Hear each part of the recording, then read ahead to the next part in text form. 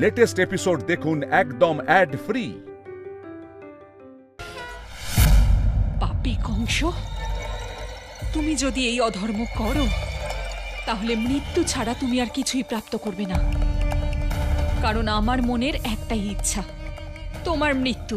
মৃত্যু? কিন্তু সেটা তোর অষ্টম পুত্রের হাতে। আমার মৃত্যুর পথও কিন্তু তোর অষ্টম পুত্রই প্রশস্ত করবে বোন। তোর অবচেতন মন সর্বপ্রথম তোর পুত্রকে খুঁজে বের করবে। আর একবার যদি আমি তোর সন্তানকে খুঁজে পাই তাহলে তো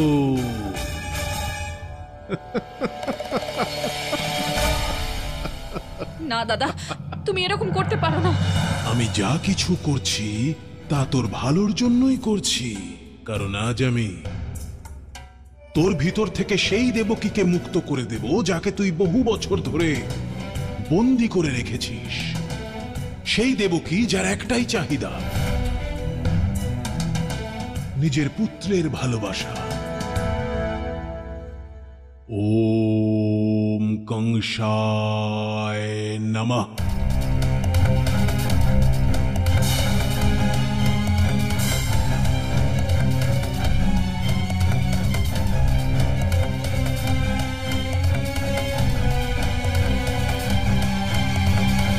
ধর্মরক্ষক দেবকী,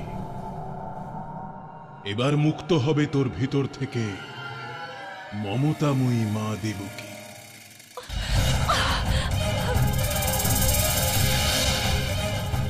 সোনা,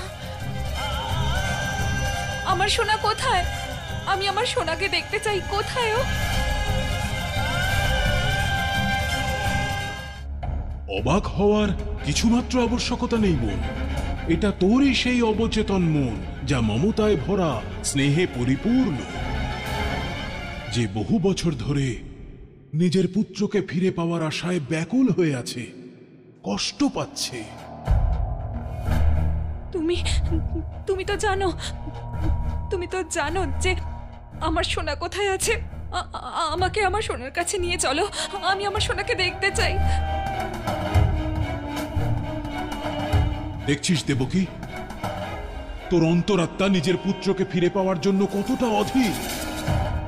না না কংস, এটা সত্য নয়।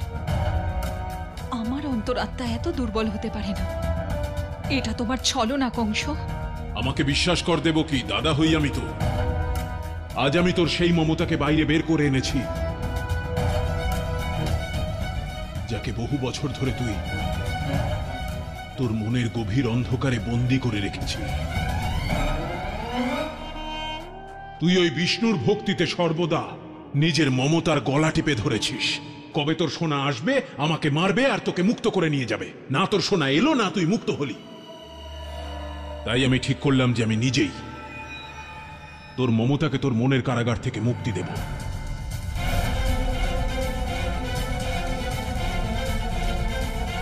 এবার তোর অন্তরাত্মা আমার সঙ্গে গোকুলে যাবে, আর তোর এই প্রতিরূপ তোর সোনাকে আমার হাতে তুলে দেওয়ার জন্য খুঁজে বের করবে। না কংস, তুমি এরকম করতে পারো না। আমি আর কিছু করব না দেবকী। এবার যা করার তোর প্রতিরূপ করবে। দাদা, তুমি তো জানো যে আমার সোনা কোথায় আছে। আমাকে আমার সোনার কাছে নিয়ে চলো, আমি আমার সোনাকে দেখতে চাই। নিয়ে চলো দাদা। দাদা, কত বছর পরে তুই আমাকে দাদা বলে ডাকলি বোন। তুই জানিস না আমার কতটা আনন্দ হচ্ছে। চল, আর দেরি করব না। মা আর ছেলের মিলনে আর কোনো বাধা থাকবে না। চল। না না, তুমি যেতে পারো না। যেও না দেবকী, দাঁড়াও। এই পাপী কংস সোনার সঙ্গে দেখা করানোর নয়, আলাদা করার পরিকল্পনা করছে। যেও না দেবকী। সোনা, আমার সোনা। আশীর্বাদ রইল দেবকী। চল। না না দেবকী, দাঁড়াও। দেবকী, যেও না, দাঁড়াও।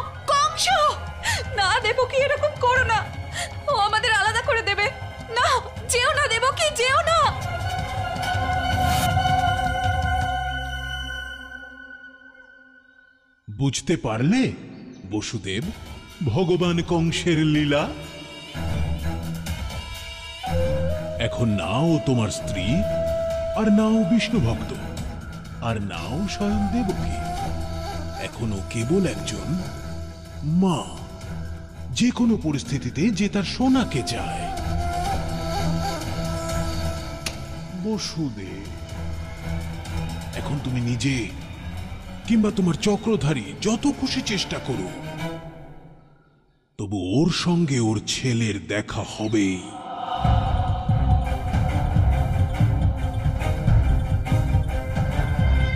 তাই না আমার মমতাময়ী বোন?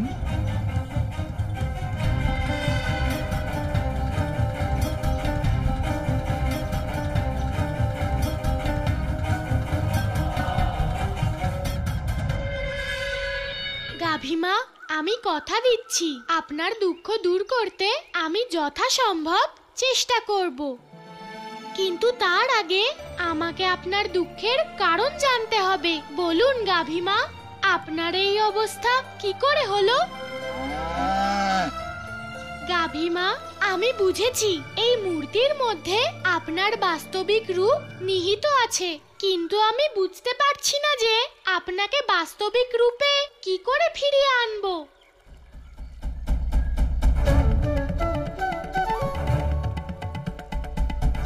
গুরুদেব গর্গাচার্য বলেন, বাঁশরীর মধুর ধ্বনি যে কোনো কঠিন কাজকে সরল করে দেয়। তাহলে তো কঠিন পাষাণকেও গলিয়ে দেবে।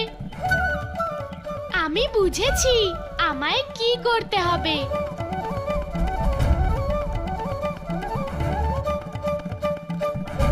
যশোদা, যশোদা, যশোদা,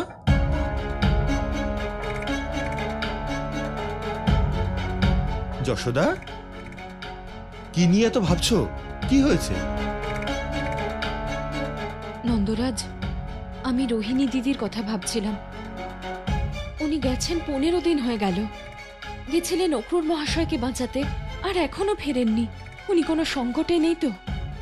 আপনি কিছু করুন না নন্দরাজ।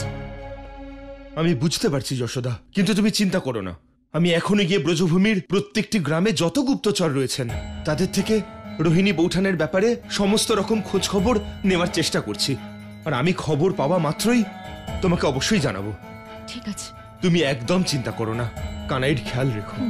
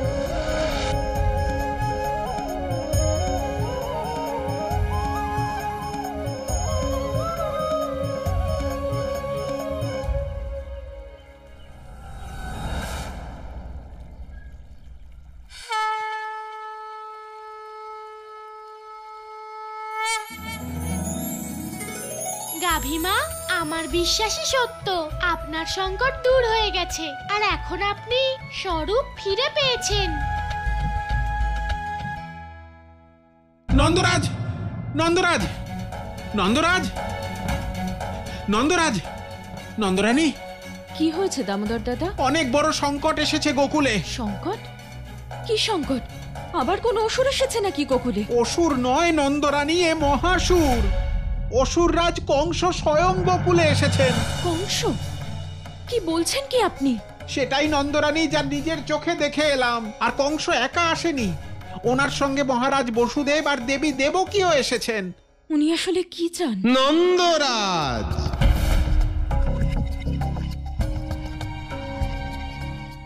শুনুন নন্দরানী, ভগবান কংসের আদেশ সকল গোকুলবাসী যেন ওনাকে দর্শন করতে যায়। শুনুন, নন্দরাজকে দেখতে পাচ্ছি না।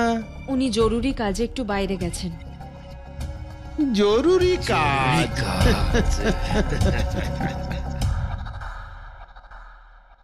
গাভীমা, আমি জানি না কি কারণে আপনি পাষাণ হয়ে গেছিলেন, কিন্তু আপনার সংকট এখন দূর হয়েছে। হে প্রভু, আমি যুগ যুগ ধরে গোকুলে আপনারই প্রতীক্ষা করছিলাম, কারণ আমার পিতা দক্ষের অভিশাপ কেবল আপনি দূর করতে পারতেন।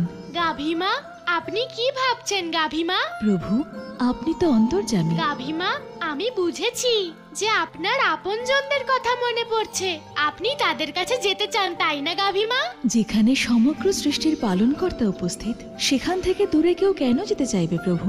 কিন্তু আপনার পূর্ব আজ্ঞা অনুযায়ী নিয়তিকে এগিয়ে নিয়ে যাওয়ার জন্য আমাকে আমার কর্ম করতে হবে প্রভু। গাভীমা, আপনি একদম ঠিক ভাবছেন। আপনার আপনজনদের কাছেই ফিরে যাওয়া উচিত, সেখানে সবাই আপনার অপেক্ষা করছে। গাভীমা, এবার আমি আসি।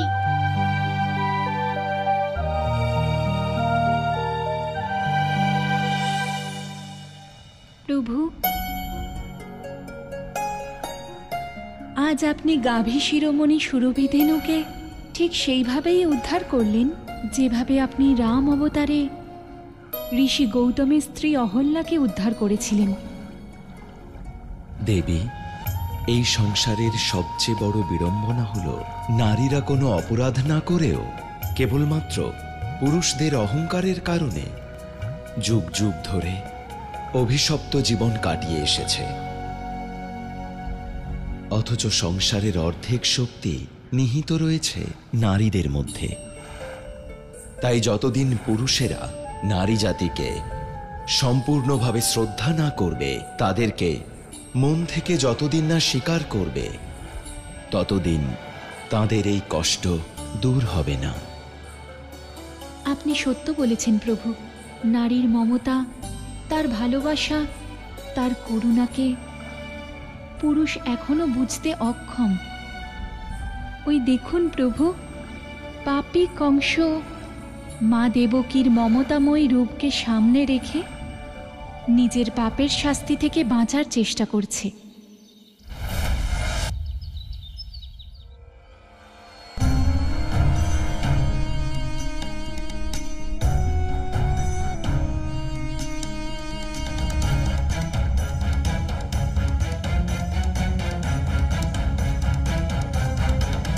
প্রভু, এমন কঠিন পরিস্থিতিতেও আপনি এত ভাবুক, কি হয়েছে প্রভু? আজ আমার দুই মা একে অপরের সম্মুখে। একদিকে রয়েছেন মা যশোদা, আর অন্যদিকে মা দেবকী, যিনি আমাকে জন্ম দিয়েছেন ঠিকই, কিন্তু আজও আমাকে কাছে পাওয়ার জন্য তপস্যার চেয়েও কঠিন জীবন কাটাচ্ছেন।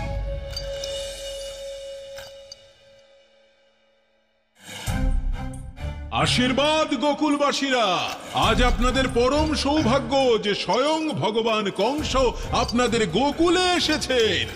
এই গোকুলে আমি জানি আপনাদের মনে হয়তো অনেক প্রশ্ন জাগছে, অনেক সংশয়, অনেক ভয়, যে কেন এলাম আমি এখানে। উদ্ধার করতে আমার ভক্তদের, আপনাদের সকলের কষ্ট দূর করতে আর আশীর্বাদ দিতে।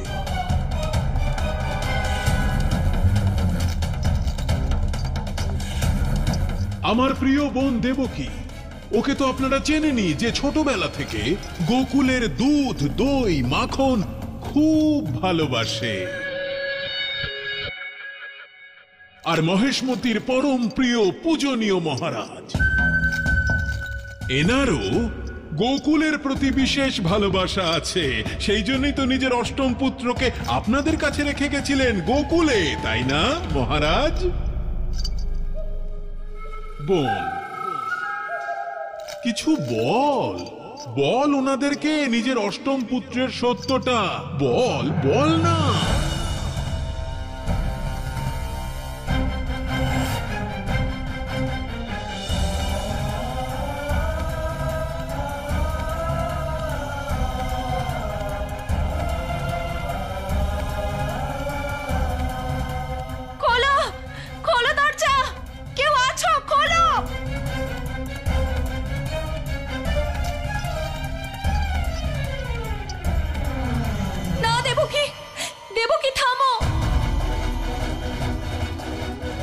কিছু বলো না দেবকী। এভাবে তুমি তোমার পুত্রকে পাবে না, চিরতরে হারিয়ে ফেলবে। দেবকী থামো, তুমি আমার অন্তরাত্মা, আমার পুত্রের মমতা। দেবকী তুমি বুঝতে কেন পারছো না? এত দুর্বল কি করে হতে পারো তুমি? সন্তানের স্নেহে ভেসে যেও না, নিজের মমতার ওপর নিয়ন্ত্রণ রাখো। এটা কংসের ছলনা, তুমি কেন বুঝতে পারছো না? ও আমাদের থেকে আমাদের অষ্টম সন্তানকে কেড়ে নিতে চায়। দেবকী দাঁড়াও। তুমি যাই বলো না কেন, আমি তোমার কোনো কথাই শুনবো না। এত বছর ধরে তো আমি তোমার কথাই শুনেছি, কিন্তু কি পেয়েছি আমি? কোথায় আমার সোনা? না দেবকী, এবার আমি আমার সোনাকে ছেড়ে এক মুহূর্তও থাকবো না।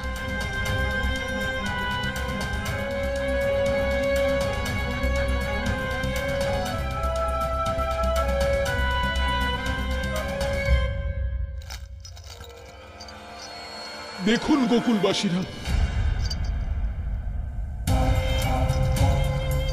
নিজের পুত্রের সঙ্গে বিচ্ছেদে আমার বোনের চোখ দিয়ে অশ্রু কেমন ঝরে ঝরে পড়ছে। ওর দুঃখ দেখে আমারই চোখে অশ্রু চলে আসছে। আপনারা কি চান না এক মায়ের এই দুঃখ দূর হোক? এক মা তার ছেলের দেখা পাক। তাহলে আর দেরি করছেন কেন? যান নিজের নিজের গৃহে আর নিয়ে আসুন নিজেদের বালকদেরকে।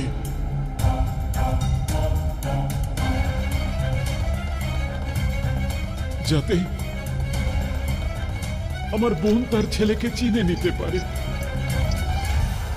এটা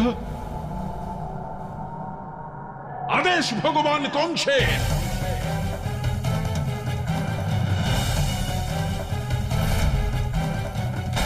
যদি সত্যি সত্যি এমনটা হয় তাহলে অনর্থ হয়ে যাবে, কারণ দেবকীর মমতা তার সন্তানকে অবশ্যই চিনে নেবে।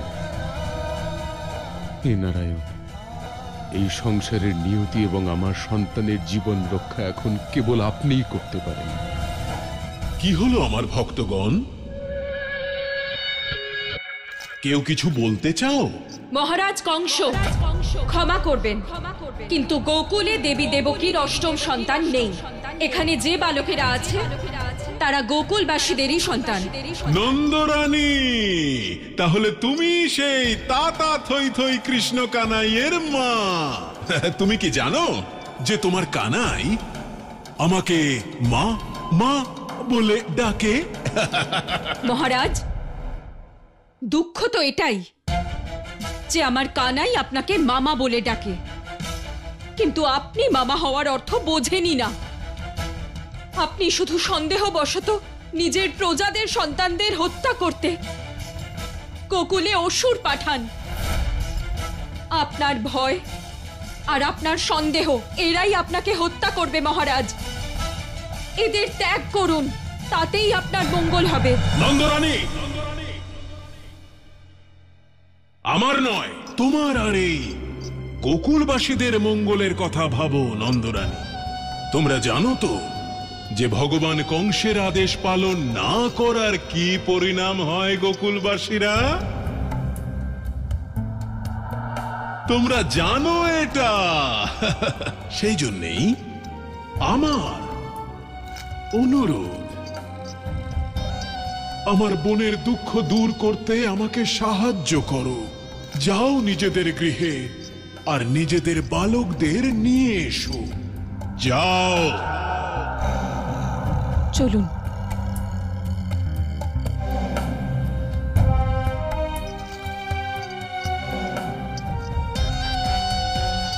এবার ওই ছলনাকারী বিষ্ণুর সব ছলনা আমি শেষ করে দেব।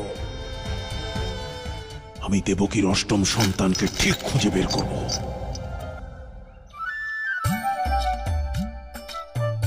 সখারা, এই কুল তো খুব সুস্বাদু, একদম মায়ের তৈরি মাখনের মতো। কানাই, তুই এখন স্বাদের কথা বলছিস, আর তোর এই কুল পারতে গিয়ে আমাদের হাতে কাঁটা ফুটে গেছে।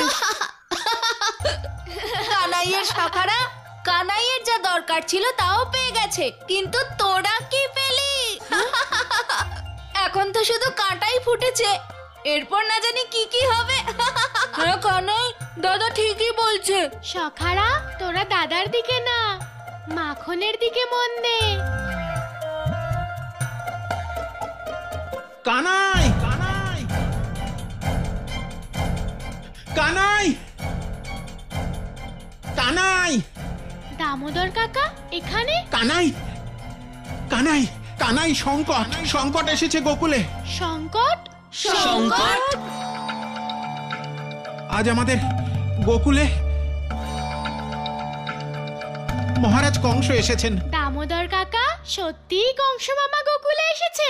আমাদের গোকুলে? হ্যাঁ কানাই, সঙ্গে মহারাজ বসুদেব আর মহারানী দেবকীও আছেন।